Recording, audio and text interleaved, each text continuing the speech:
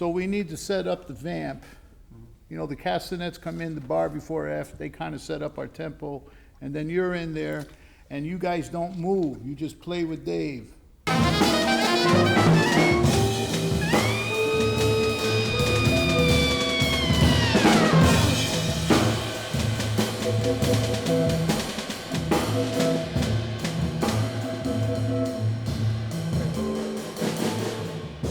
At the beginning, in the first rehearsal, I was completely confused because I think, oh, this is so dissonant. Am I right?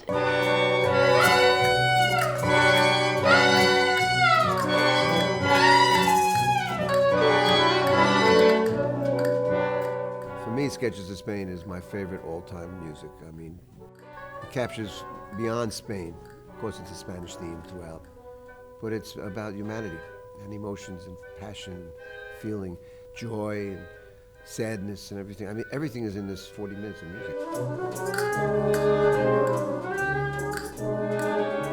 I like to organize, I like to do things, I like to come up with a little idea. If I to put John and Dave together and maybe do sketches, maybe we do big band of Liebman. No. Sketches of Spain is third stream, maybe not do it. Let's do it anyway.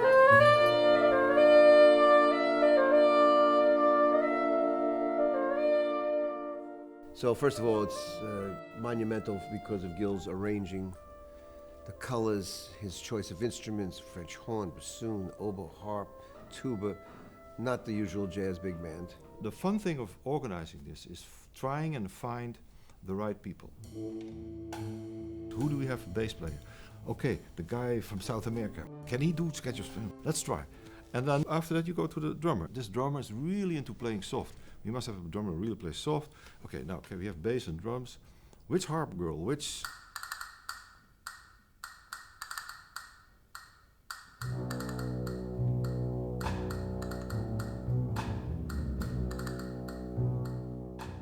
It's not common to play with such instruments.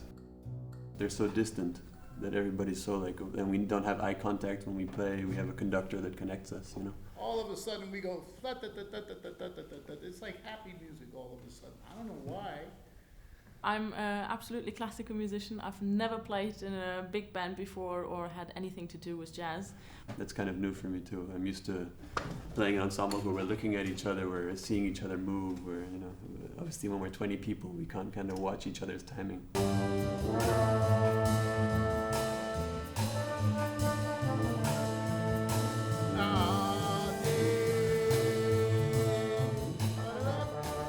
Their sound on their instruments is just so good because that's a big deal.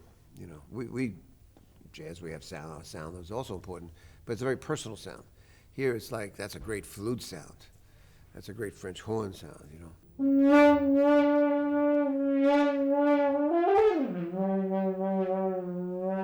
So you really hear a pristine example of what an instrument can do in a very straight ahead setting. They're not improvising.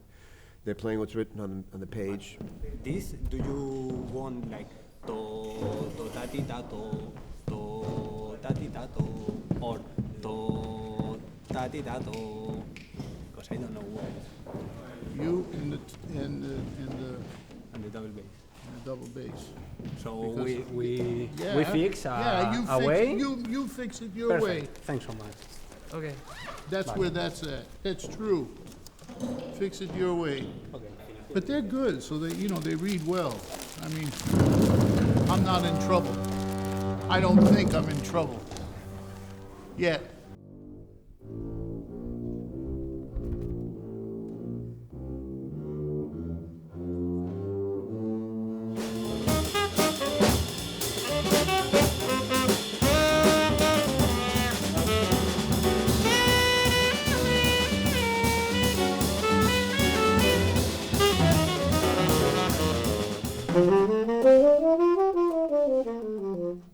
Now that's very un-jazz-like.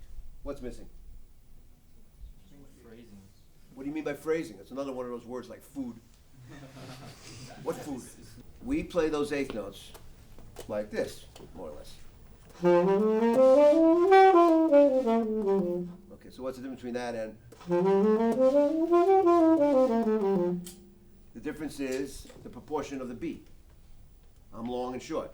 If I'm playing like a Coltrane, like a...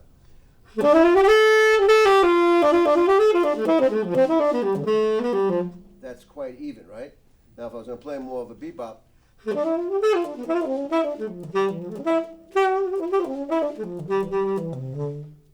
that has more of a dotted feel.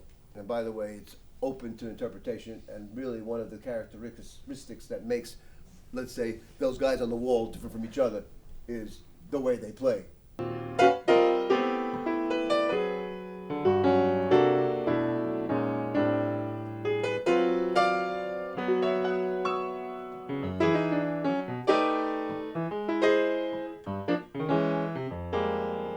You must know how to play voices on the piano to a tune like All the Things You Are. Could be out of time, could take you 4 hours to get to bar 5, and you write down 3 or 4 different versions. Or you take it from Bill Evans, or you get it from Herbie, or you get it from a book, a play-along, whatever. You can steal, rob it, I don't care how you get it, as long as you get it. There's a middle of the beat. That's the metronome. That's what we just did. But there's also before the middle and after the middle. And we call that what in music, in jazz? On top of the time or on the bottom of the time. Being ahead, being behind. So you might hear as a guy talk to you, I might do it with Miles with this rehearsal in a few minutes. You know, could you play, well, as classical musicians it'd be hard to do because they're not used to it. But I might say, could you lay back a little bit on the beat? Lay back means be a little bit under the beat. 2 and 4. 1, 2, 3, 4. First of all, just start 2 and 4. And you know why 2 and 4? Chick, it's the hi-hat. And why do we do that? Because of the upbeat. And jazz is about the upbeat. It's not about the one, it's about Jazz is about up with occasional down. And that's what separates jazz from classical music. I mean, the difference when he walked in the room, ensemble sounded so much better. The whole atmosphere was just relaxed, just talking, you know. Can we make, we can't make that part. Yeah, there's nobody in there. This is how we're going to do this. Shall we do this? Oh, yeah, okay.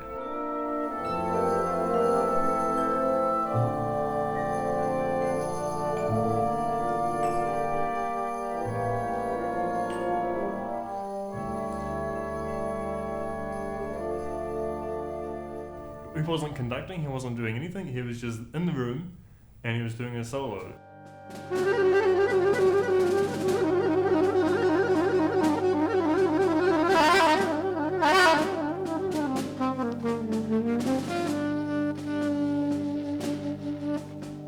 For me, I mean, it's the total change from classical orchestra, you know, and the conductor says something, you know, bar 22, do this, yep, downbeat, go. He wants to be supported, I think. So naturally he wants what we do to complement what he does. It's always fun to play with the classical people. And then I think, you know, especially if they're young, I think their eyes open up because they hear an improviser doing something right in front of their eyes, 5 feet away from them. And some of them may never have had that experience, really. So it's a two-way street. It's nice. We are quite shy in terms of improvising because we just simply don't know how to do it and what to play. If you give us a score, we can do it. But if there's no music in front of us, we're like, what to do?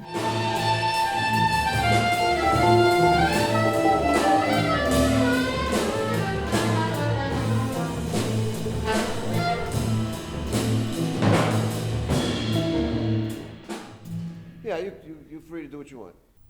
The difference there is the mind knows exactly what he wants, and it's got the feeling, it's got everything, and the mind's so focused on what it wants, and it's gone past the physical, and the physical doesn't matter. It's all coming through. It's like the music is like his brain coming out through the saxophone and turning into music. Steve the drag. Yeah, let me see. Seems like the little one is opening. John is a master musician, great saxophone player, and an exemplary clarinet player, and really knows how to handle musical situations. And it's obvious because he's talking to a different audience here than a normal big band. You can't talk to them the same way. They don't understand the aesthetic. They don't understand even, say, a phrase like this. They don't get it.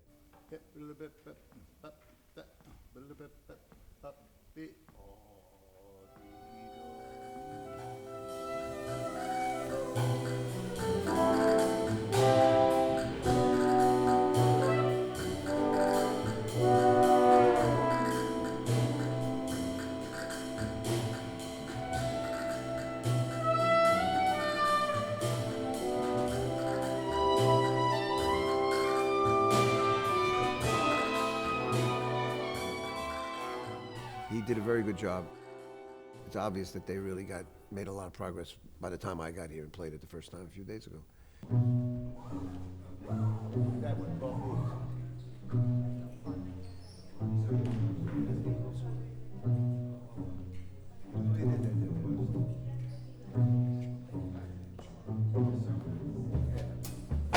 Shake the note a little bit. Give it some personality. So when I'm starting to play, of course, after a while,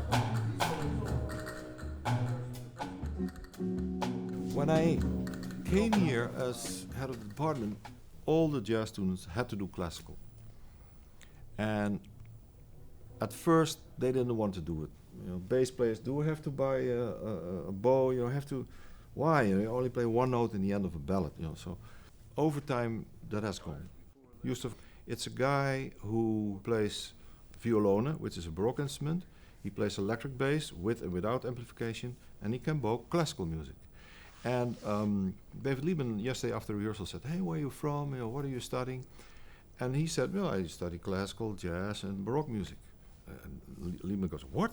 Because so do I when I first heard it. Because you think, oh, you can only be this or you can only be that or only that. I think one style or one genre with him, with him as a clear example, is reinforcing the other. I think, and I'm sure, I'm sure that he will play Baroque music better after he did this. This is not jazz, it's not classical, it's somewhere in between, and it works. But having this experience makes him a better classical musician, jazz musician, Baroque musician. jazz has really developed into a world music. It's a great medium for people to meet and to communicate. And if they can start there, who knows what can happen.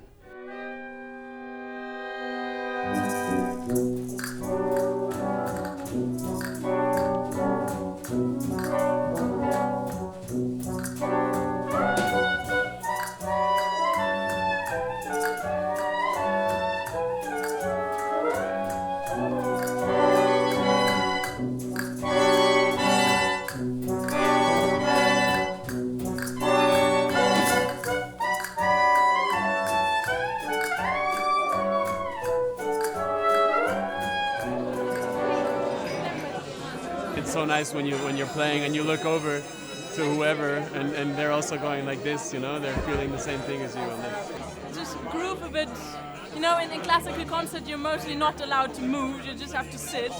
But here I felt a bit freer to just let go. His solo lines were so much more risky, I guess, and this is what a real musician is about. I loved it.